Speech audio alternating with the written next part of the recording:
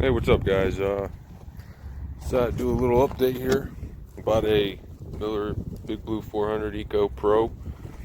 It's actually a rental machine that I got for a good deal in an auction.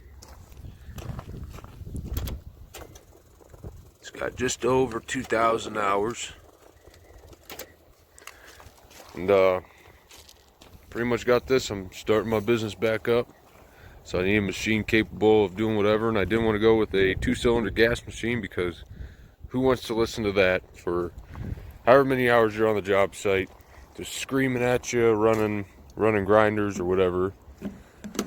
This machine goes up to 1,800 RPMs when you're welding up to 350 amps, and then you can idle it up to about 3,000 RPMs for carbon arc and all that good stuff.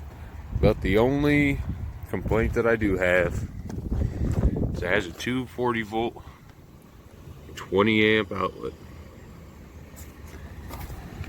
So if you're looking at powering a plasma cutter, TIG welder, MIG welder, you might not be able to do that unless you're running lower amps.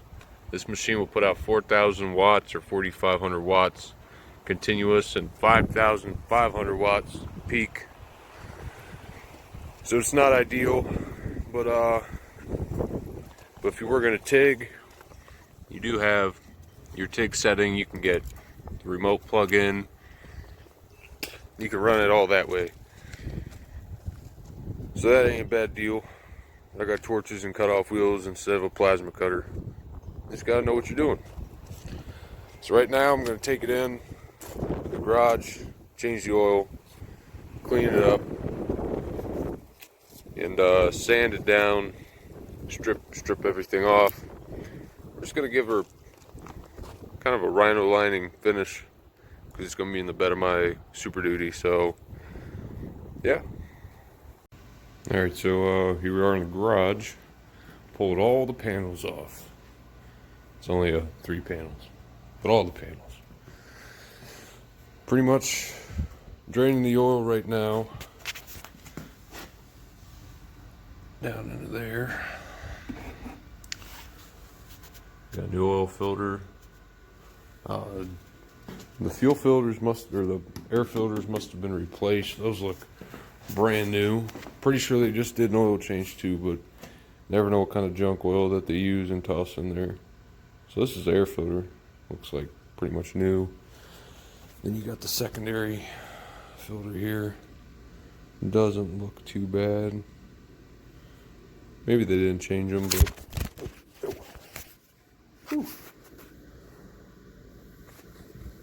put that back in there. Got some of this stuff. A lot of guys with diesel welders run that. I'm going to run a little bit of this through it. Like I'm going to fill it up, run it for 15 minutes. I only put just a little bit in there, not too much. And then flush it out. Put some good clean new oil in there.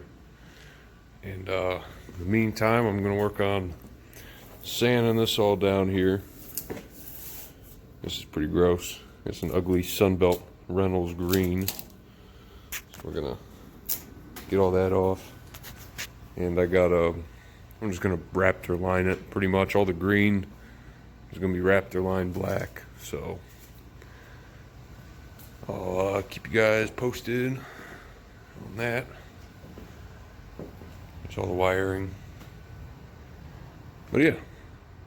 Alright, so we're back out here. Got the machine all painted up. It's not the best. I didn't take a whole lot of time because this stuff up here is just so pitted and nasty. I got most of the flaking paint off. It is what it is. The side panels were all in good condition.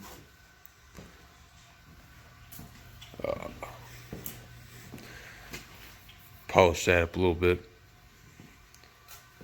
Other than that, it's better than that Sunbelt green color. I was messing around with it last night. Sure, the neighbors just love me, but in all honesty, this thing is running in here. I had it sitting over there.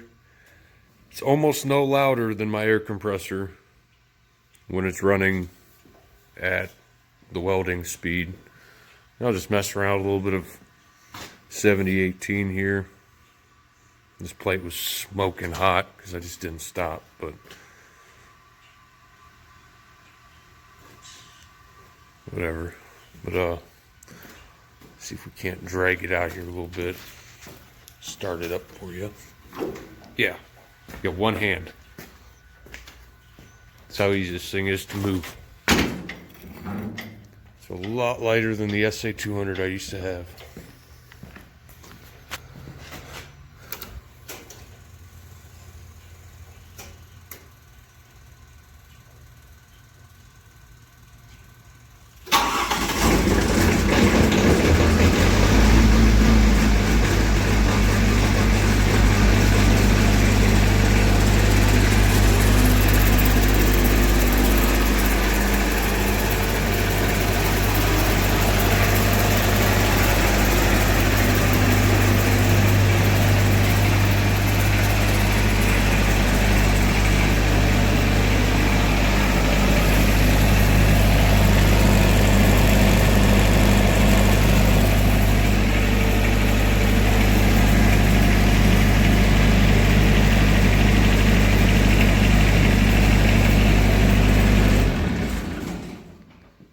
See, it runs good. Doesn't get much louder than that when I'm welding. I mean, I can't see it ever getting much louder than that unless I'm air arcing or something. I do plan on getting a wire feeder set up, a TIG setup, and probably a spool gun.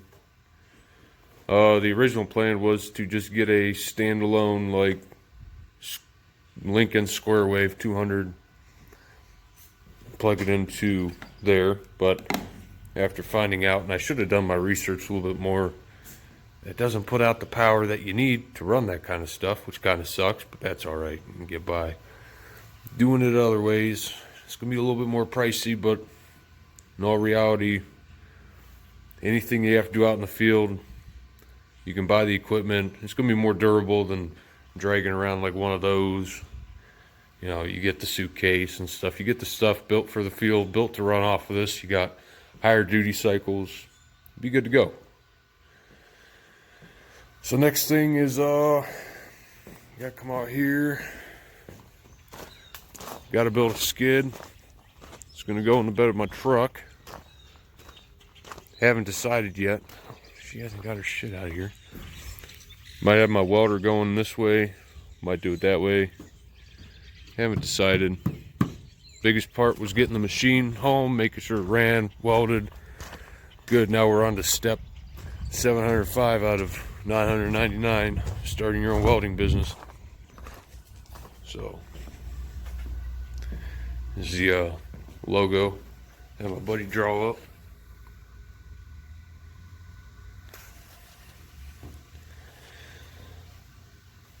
So I just want to be able to get out to the field and do everything I need to do. Be able to do everything. No, I want to be able to do it all. Not just steel or not just stick welding. So yeah, keep you guys updated on how I like this machine. It's hard to find any videos of these machines unless if it's from some auction site. Some guy's like, oh, it runs, look, it's got a plug, turn it on, off. All right, thanks for watching. That's all it is. These aren't very well-known machines, but it's a monster. I love it. Runs smooth, welds great. I believe it has 3-phase power for welding. If I read that correctly, it's 3-phase.